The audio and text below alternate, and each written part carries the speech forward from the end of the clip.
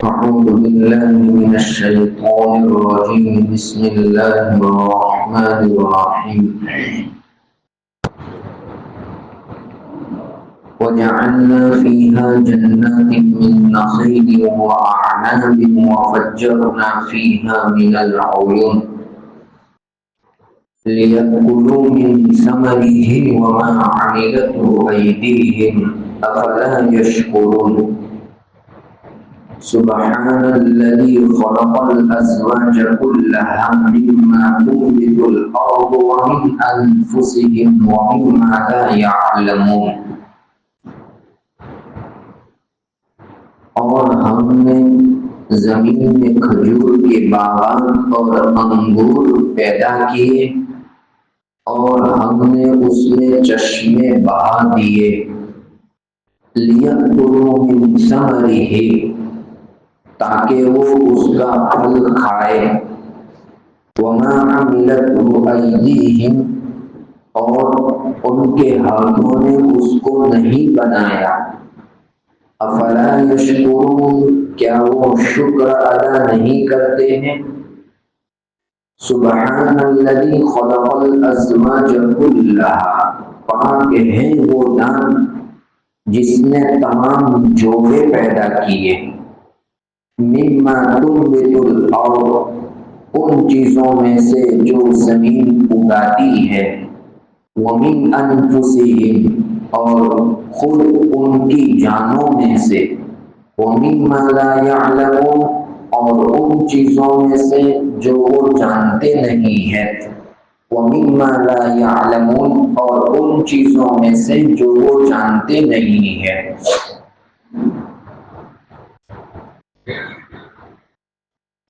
کل کی مجلس میں اللہ رب العزت نے اس کائنات میں جو اپنی قدرت کی نشانیاں پیدا کی ہیں ان نشانیوں کا تذکرہ چل رہا تھا دراصل صرف اس بات کو سمجھانے کے لیے کہ کل قیامت کے دن ہم تمام لوگوں کو حاضر کریں گے اس بات کو سمجھانے کے لیے اللہ نے ایک مردہ زمین کی مثال قائم کی ایک مردہ زمین ہوتی ہے جو ایک چٹیل میدان کی طرح ہوتی ہے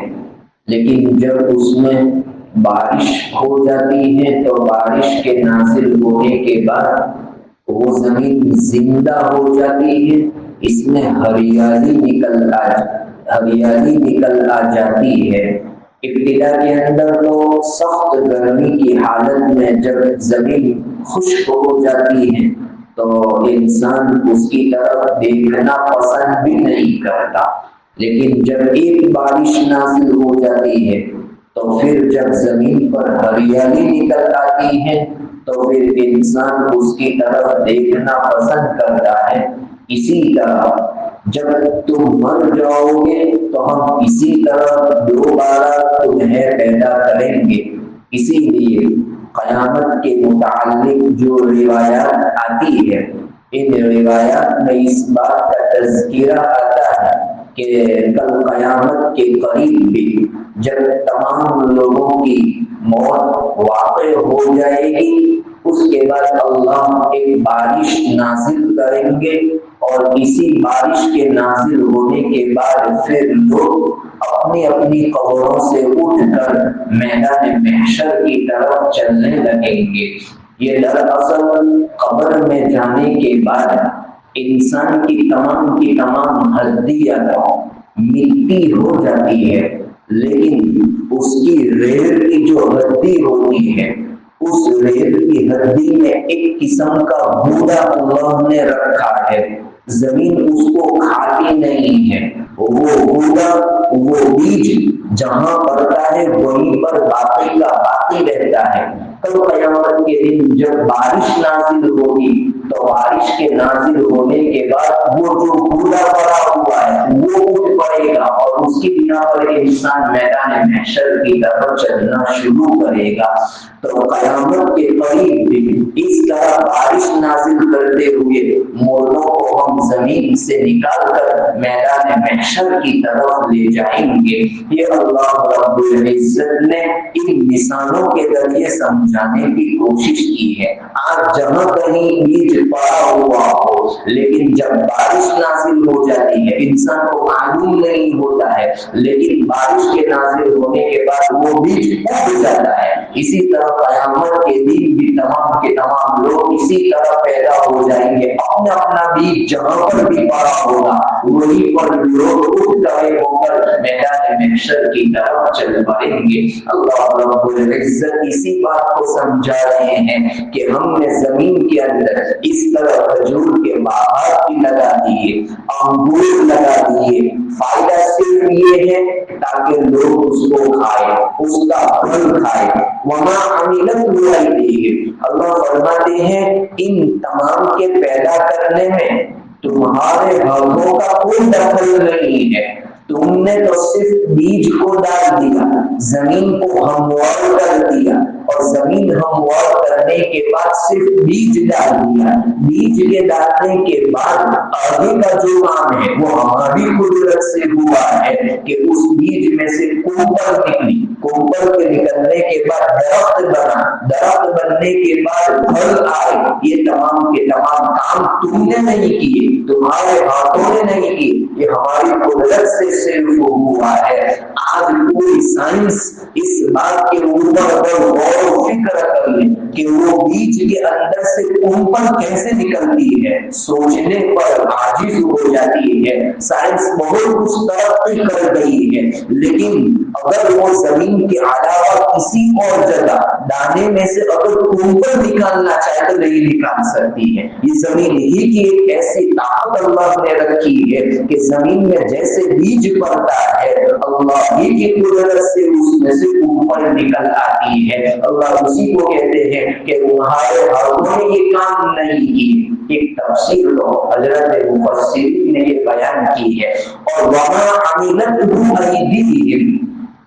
اس میں شروع میں جو ماں ہے ماں، اس کا ترجمہ دوسرے مفسرین نے کچھ اور کیا ہے۔ دوسرے مفسرین فرماتے ہیں جو کچھ ان کے ہاتھوں نے پیدا کیا، گویا کہ ماں کو پازیٹیو مانتے ہیں، نیگیٹو نہیں مانتے ہیں جس کو کہا جاتا ہے۔ لہذا ترجمہ ہوا جو کچھ ان کے ہاتھوں نے اس کو پیدا کیا۔ اس سے مطلب یہ ہے کہ انسان نے جب انگور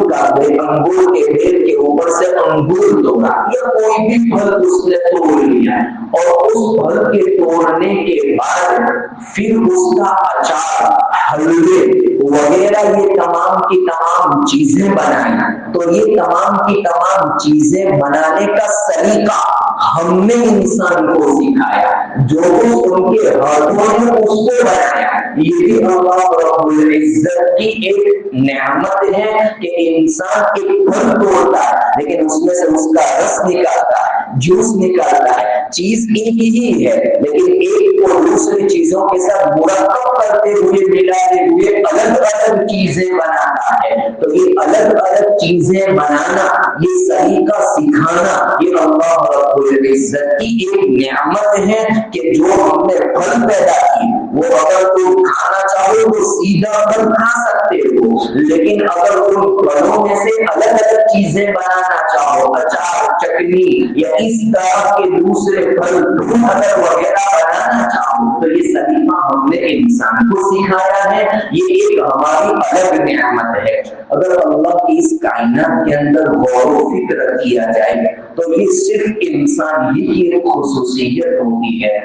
اس کائنات کے اندر جتنے جانور ہیں یا جتنے اللہ نے چیزیں پیدا کی ہے ان کی ایک مستقل الگ ایک غذا ہوتی ہے، منفرد غذا ہوتی ہے۔ جو جانور گوشت کھاتے ہیں تو وہ گوشت ہی کھاتے رہتے ہیں، جو جانور گھاس کھاتا ہے تو وہ گھاس ہی کھاتا رہتا ہے، جو جانور مٹی کھاتا ہے تو وہ مٹی ہی کھاتا رہتا ہے۔ لیکن ایک انسان کی ایک الگ فطرت ہوئی کہ اللہ رب رب العزت نے اس کے اندر ایسا سلیقہ اور ایسی صلاحیت رکھی کہ گوشت کے ساتھ دوسرے مسالے وغیرہ مرچ ڈال کر وہ الگ الگ چیز بنا لیتا ہے، لہذا ایک چیز سے 10 قسم کی چیزیں بناتا ہے۔ یہ انسان ہی کو اللہ نے سلیقہ سکھایا ہے اور یہی انسان کی خصوصیت ہے۔ لہذا دو نعمتیں ہوئی، ایک نعمت تو اللہ نے پھول پیدا کیے، پھل پیدا کیے، اور اس کے بعد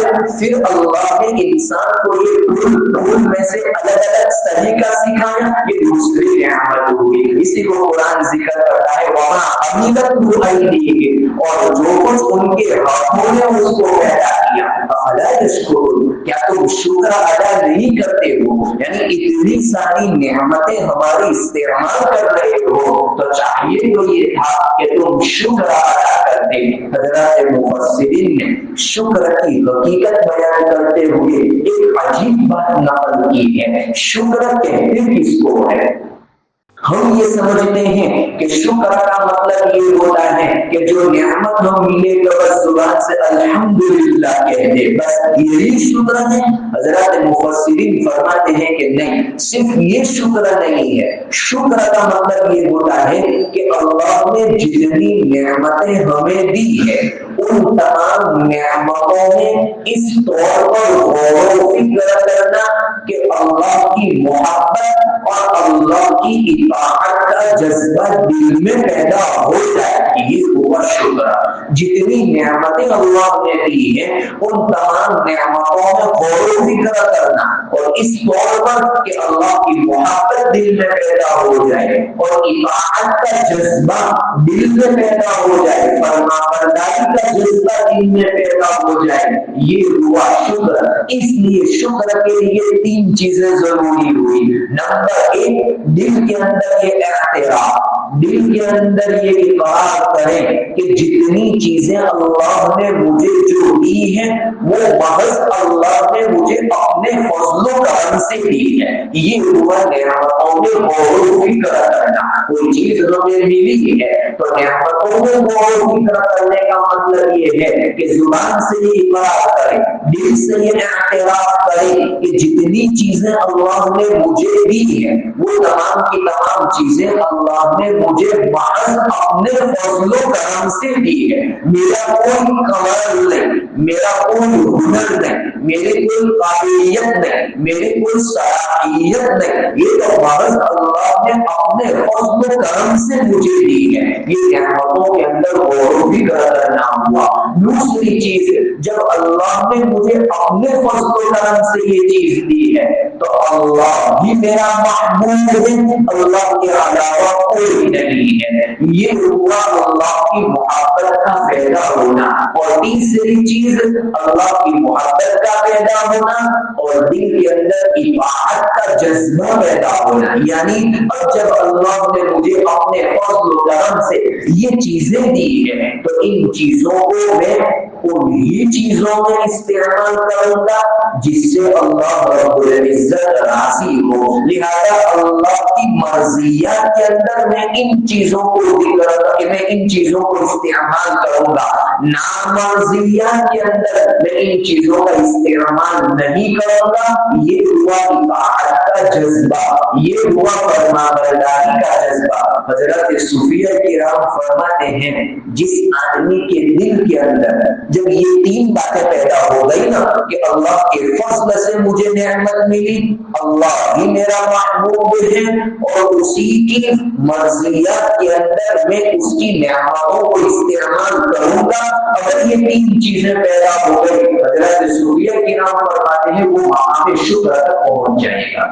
اللہ نے جو شکر کا مقام رکھا ہے اس مقام شکر تک پہنچ جائے گا۔ اور اگر دل کے اندر مقام شکر نہیں ہے تو پھر ڈھیر ساری نعمتیں استعمال کرنے کے بعد بھی اگر ایک تکلیف پہنچے گی نا اس کو تو وہ ایک تکلیف کو لوگوں کے درمیان بیان کرتا شروع ہوئے گا، وہ لوگوں کے درمیان اس کو بیان کرتا پھرے گا۔ ڈھیر ساری نعمتیں ملی ہوئی ہیں لیکن صرف اگر ایک نعمت یا ایک مصیبت اگر کھڑی ہو جائے گی تو وہ ایک مصیبت کو لوگوں کے درمیان بیان کرتے پھرتا شروع ہو جائے گا. حالانکہ ڈھیر ساری نعمتوں استعمال کر رہا ہے لیکن چونکہ دل میں مقام شکر نہیں ہے اس لیے ایک مصیبت کو لوگوں کے درمیان بیان کرتا پھرتا ہے. حضرت مولانا سید اصغر حسین صاحب جن کو بڑے میاں سے لوگ پہچانتے ہیں، بہت بڑے دیوبند کے اندر عالم گزرے ہیں، سید محمد اصغر حسین صاحب جن کو بڑے میاں کہا جاتا ہے. ایک مرتبہ ان کو بخار آیا اور شدت سے بخار آیا، اتنا بخار آیا کہ بے ہوش ہونے کے قریب ہو گئے، اتنا بخار آیا. مفتی شفیع صاحب نوّر اللہ مرقدہ فرماتے ہیں کہ میں جب بخار آیا تو میں ان کی عیادت کے لیے تشریف لے گیا. جب میں ان کے پاس پہنچا تو میں نے سلام کیا. سلام کرنے کے بعد میں نے دیکھا کہ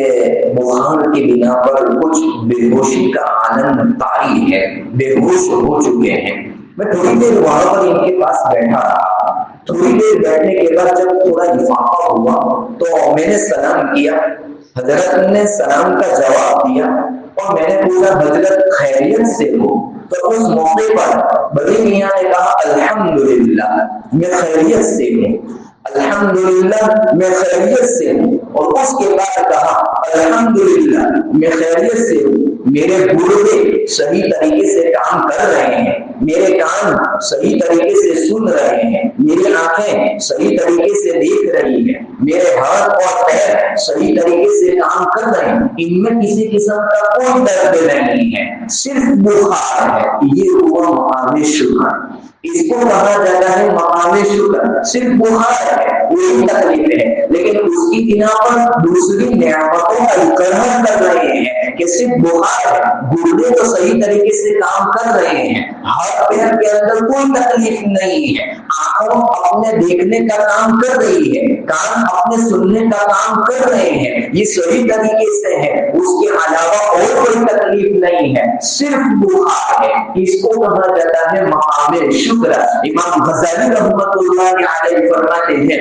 جب انسان اللہ کی اس طرح نعمتوں کے اندر غور و فکر کرے گا تو اس کو مقام شکر پیدا ہو جائے گا. اس لیے کہ امام غزالی رحمۃ اللہ علیہ فرماتے ہیں اس دنیا کے اندر اللہ کی نعمتیں دو قسم کی ہوتی ہیں. کچھ نعمتیں تو ایسی ہیں جو خاص بندوں کو اللہ نے عطا فرمائی ہے. مثال کے طور پر کسی کو حافظ بنا دیا، کسی کو عالم بنا دیا، یہ مخصوص نعمتیں ہیں جو اللہ مخصوص افراد کو عطا فرماتے ہیں. لہذا کسی کو عالم بنا دیا، حافظ بنا دیا، کسی کو بڑا گھر دے دیا، کسی کو اچھی گاڑی دے دی، یہ مخصوص نعمتیں ہیں. اور کچھ نعمتیں ایسی ہیں جو عام ہے، ہر انسان اس کا استعمال کرتا ہے. مثال کے طور پر سورج ہے، چاند ہے، ہوا ہے، درخت ہے، آگ ہے، اسی طرح ستارے ہیں. یہ جتنی چیزیں ہیں یہ تمام کی تمام اللہ کی نعمتیں ایسی ہیں کہ ہر انسان اس کا استعمال کرتا ہے.